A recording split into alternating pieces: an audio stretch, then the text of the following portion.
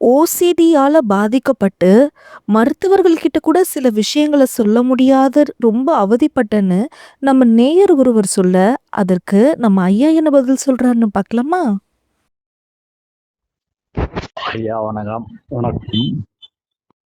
நிறைய வாழ்க்கையில தோல்விகளை சந்திச்சு மன உளைச்சல்ல ஏகப்பட்ட காலம் வாழ்ந்தேங்க. ம். ஐயாவோட சில புரிதல்கள், ஐயாவோட புத்தகங்கள்லாம் படித்து, ம். ஐயாவோட புரிதல்கள்லாம் கேட்டு, ம். இன்னைக்கு அன்றாட காலையில நான் தூங்கி எழுந்ததுல இருந்து ம். கோயில் குளத்துக்கு போறதை நிறுத்திட்டு, ம். பகவத் ஐயா தான் தூங்கி எந்திரிச்சோடனே ஐயாவுக்கு வணக்கம் சொல்லிட்டு தாங்க எந்திரிக்கிறேன். சரி. என் குருநாதர் என் பகவத் ஐயா ம். வாழ்க்கையிலே இந்த பிறவிலே மறுபிறவி எனக்கு கொடுத்துருக்காரு. ம். ஐயா இன்னும் பல நூற்றாண்டு காலம் நல்லா இருக்கணும், என்னைய மாதிரி நிறைய பேருக்கு நல்லது செய்யணும், ம். நான் என்னன்னாலும் தேடிக்கிறணும், ம். அது பூரா ஐயா மூலியமா எனக்கு கிடைச்சிருக்கீங்க. சரி. ஐயா நம்பரவே நான் வாங்க ரொம்ப கஷ்டப்பட்டு ஒரு வழியா கிடைச்சு, ம். ஐயா பிறந்த நாளுக்கு உங்களுக்கு கால் பண்ணீங்கன்னா உங்களுக்கு பேச முடியல, எனக்கு ஐயா வாழ்த்து சொல்றதுக்காக கால் பண்ணீங்க. சரி. நான் ஒரு சாதாரண மனிதனுங்க. ம். ஐயாட்ட பேசுனதுல எங்கேயோ இருக்கீங்க, நான் எங்கேயோ பறந்திருக்கேன். சரி. ஐயாவோட புரிதல் ம். பல மடங்கு என்னைய காப்பாத்திட்டு இருக்கீங்க. சரி. உங்களை உங்களுடைய வார்த்தைகளை கேட்கறதுக்கு முன்னாடியும் கேட்ட பின்னாடியும் என் வாழ்க்கையில் என்ன மாற்றங்கள் நிகழ்ந்திருக்கு அப்படின்றத நான் யோசிச்சு பார்த்தீங்க. இந்த ஓசிடின்ற ஒரு விஷயத்துல ரொம்ப பாதிக்கப்பட்டு இருந்தேங்க. சரி. திரும்ப திரும்ப ஒரே செயலை மறுபடியும் செய்யக்கூடிய எண்ணங்கள் கட்டாயப்படுத்துதுங்க. அது ஓசிடி தான் கூட எனக்கு தெரியாதுங்க, அந்த அளவுக்கு எனக்கு விவரமும் இல்லைங்க. அது ஓசிடி தான் அப்படின்னு கூட தெரியாது. சில மருத்துவர்களை சந்திச்ச போது மாத்திரைகளை தான் ரெஃபர் பண்ணாங்க.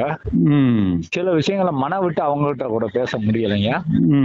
ஆனா ஐயாவோட புரிதலை பார்த்த பின்னாடிதான் ஒரு விஷயம் நான் புரிஞ்சதுங்க. ஆகாம இயற்கை அங்க என்ன கெட்டதா சொல்லிட்டு கூட போகட்டும், அது இறைவன் இயற்கைன்னு நீங்க எடுத்துக்கோங்க, அதுல குற்றம் கண்டுபிடிக்காதீங்க, புறத்துல செய்ய வேண்டிய வேலையை மட்டும் நீங்க செய்ய, அகத்தை நோக்கி திரும்பவே செய்யாதீங்க அப்படின்ற ஒரு விஷயம் எனக்கு நல்ல தெளிவா புரிஞ்சதுங்க. சரி. அகத்தை நோக்கி நம்ம திரும்ப கூடாதுன்றதுல ஸ்ட்ராங்கா நான் செயல்பட்டேங்க. கொஞ்ச நாள் மனசு டிஸ்டர்ப் பண்ணுச்சுங்க. டிஸ்டர்ப் பண்ணும் போதெல்லாம் நான் ஒரே ஒரு விஷயத்த மட்டும் ஸ்ட்ராங்கா புரிஞ்சுக்கிட்டேங்க. என்னோட குரு 40 வருஷம் போராடி இருக்காரு அவரோட வாழ்க்கையில. போராடி வாழ்க்கையில ஒரு நல்ல நிலையை தக்க வைக்கிறதுக்காக தான் போராடி இருக்காரு. அவருனாலேயே முடியல. எல்லா முயற்சிகளும் செஞ்சு தோத்து போய் எப்படி வேணாலும் நீ இருந்துட்டு போ ஐயா, உங்களோட கருத்துல அந்த ஒரு கருத்தை தாங்க நான் மெயினா எடுத்து சேவ் பண்ணி வச்சு நோட்ல எழுதி வச்சுக்கிட்டேன். சரி சரி. எப்படி வேணாலும் இருந்துட்டு போ நான் முடிவு பண்ணி ஒரு நாள் உட்காந்து சாட்டிக்கு எல்லாத்தையும் விட்டுட்டேன். சரி. விட்ட பின்னாடிதான் ஒரு இயற்கையான நிலை இருக்குன்றத நான் புரிஞ்சுக்கிட்டேன். அந்த இயற்கையான நிலைன்றது மனம் தானாக இயங்குது. அது நம்ம எந்த குறுக்கீடு செய்யாம அது தானாக இயங்குது. தேவைனா பயன்படுத்தும், தேவையில்லைன்னா விட்டுறணும் அப்படின்ற அந்த ஸ்ட்ராங்கான கருத்தை அவங்ககிட்ட இருந்து நான் எடுத்துக்கிட்டேங்க. அந்த கருத்தை அப்ளை பண்ணி இப்ப வாழ்க்கையில நான் நிம்மதியா இருக்கேங்க. ஐயாவுக்கு நன்றி சொல்லணும்னு ஆசைப்பட்டு பிறந்த நாள் சொல்ல முடியல, இன்னைக்கு யதார்த்தமா கால் பண்ணி சொல்றீங்க, எனக்கு அதாங்க நிம்மதிக்கு, வேற ஒண்ணும் இல்லையா. சரியா சரியா. ரொம்ப நன்றிங்க. ஐயாவை தாங்க குருவா நினைச்சு எனக்கு தெய்வம் கடவுள் குரு எல்லாம் நீங்க தாங்க. சரி சரி. ஐயா நல்லதுங்க. ஐயா வணக்கங்க. ஐயா விரைவில் நேர்ல ஏதோ ஒரு சந்தர்ப்பத்தை நான் உங்களை சந்திக்க போறேங்க.